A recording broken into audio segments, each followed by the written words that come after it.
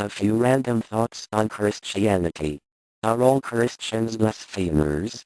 Think of all the Christian political groups: Citizens Against Pornography, the American Family Association, American Center for Law and Justice, and hundreds of others.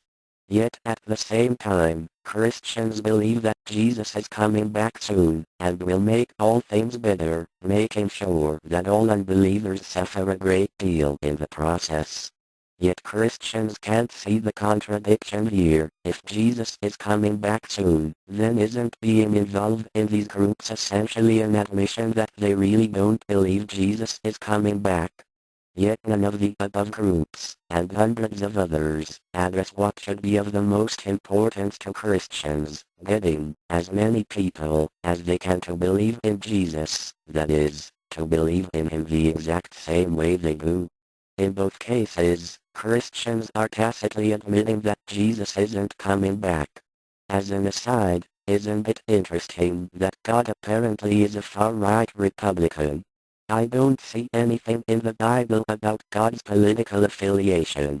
Cafeteria line Christians.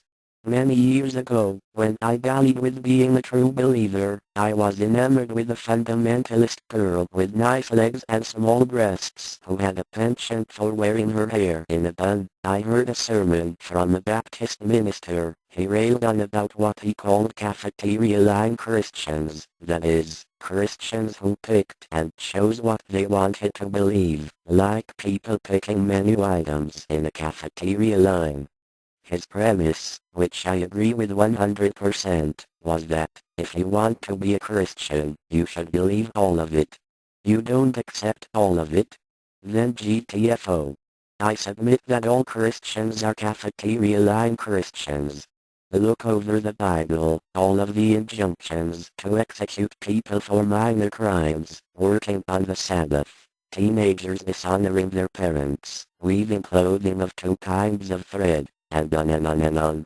If anyone did all that was ordered in the Bible, they would either be in prison or declared mentally deranged.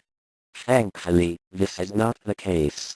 Even the worst fundamentalists are, as Mark Twain said, better than their Bible. Of course, the immediate Christian response is that was in the Old Testament. That does not apply now. Apparently the lesson here is, the Bible is a good way to direct your life, except when it isn't.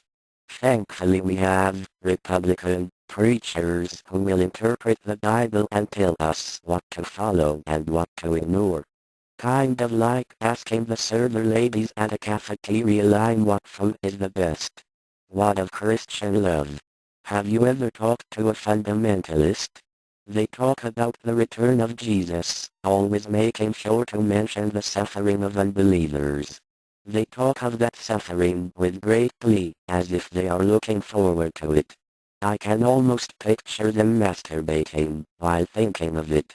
I suppose one reaction they might have would be the old hate the sin, love the sinner line that Christians love to spout out when someone calls them on their hate.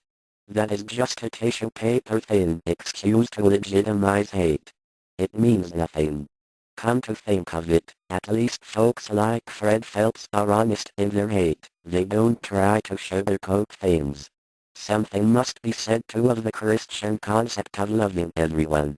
If you love everyone you love no one, it kills the whole idea of the specialness of it. In other words, if love means something, then there are those who you do not love.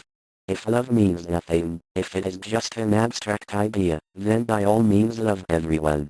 This is part of the problem with talking to Christians. They can't help but to stretch the meaning of words to fit their agenda. If you talk about the perils of faith, they invoke what I call light bulb faith. Why, we all have faith. It takes faith to believe that, if you hit a switch, a light bulb will go on. If faith is such a low thing that it encompasses turning on a light bulb, then it is a petty thing indeed. Likewise, Christians love to stretch the meaning of the word miracle to mean anything. Birth of the baby. A miracle. Another sunset. A miracle. A seed sprouting. A miracle.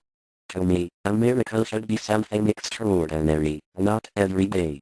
Here I am, an atheist wanting the concept of miracles to remain something special, while the Christians want to degrade it to something ordinary. Something is wrong here. On open and closed minds. I have been told that, since I'm an atheist, that I have a closed mind. Yet in looking over various YouTube channels, I notice that censorship of comments on the atheist channels is rare. On Christian channels, censorship of comments is almost the norm. And yet it is the atheists with the closed minds. For a broader perspective, in YouTube's search type censored by GodTube, you will see several videos. There are a few atheists who have videos. The majority of the videos are by Christians. Think of it. We have Christians censoring Christians, no doubt on minor doctrinal differences. And atheists are the ones with the closed minds. The spirit of Chris will channeled. Finally, when confronted, Christians always drag up a variant on can you prove it didn't happen. Sure, that line worked for Criswell at the end of Plan 9 from outer space, but it doesn't bear much weight in the real world. As the ones who are proposing an extraordinary claim, the burden of proof is on them. That they so readily try to shift the burden of proof is yet another tacit admission that they have nothing to back up their beliefs. This Christianity is a splendid religion, forever changing, forever becoming slippery when evidence is asked for. God help us in the future.